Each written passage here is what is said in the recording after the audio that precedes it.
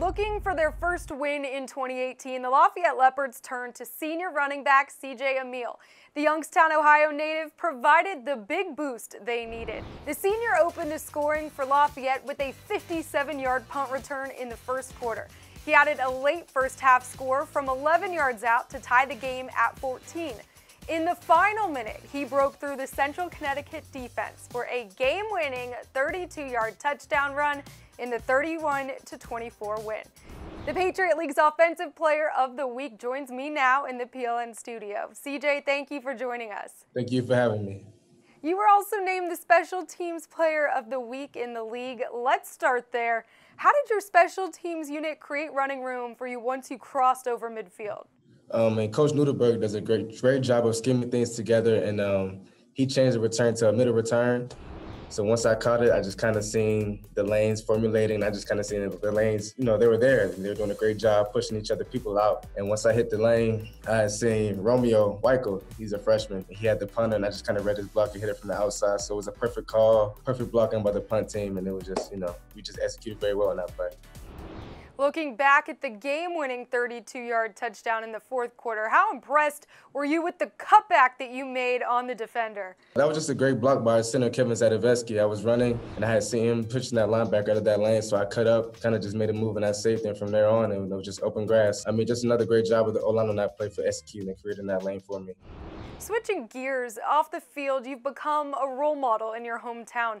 What different organizations have you worked with to educate and develop the youth in Youngstown, Ohio? Most recently, I worked with the Red Zone in Youngstown, Ohio, and they're more of a therapeutic type of company. They talk with kids because they know outside of the school, there are a lot of issues that go on where I'm from. So a lot of them come to school, they come hungry. They're raising themselves. They're trying to iron their clothes. They have more things to worry about than just coming to school to learn. Just helping those kids, with those, kind of help them deal with them in a way, kind of help them learn how to cope in a better way than, just being angry, wanting to fight, not really listening, so that they can also deal with these problems and still learn in a pretty safe and cool environment. So that was an interesting and very fun time for me this past summer.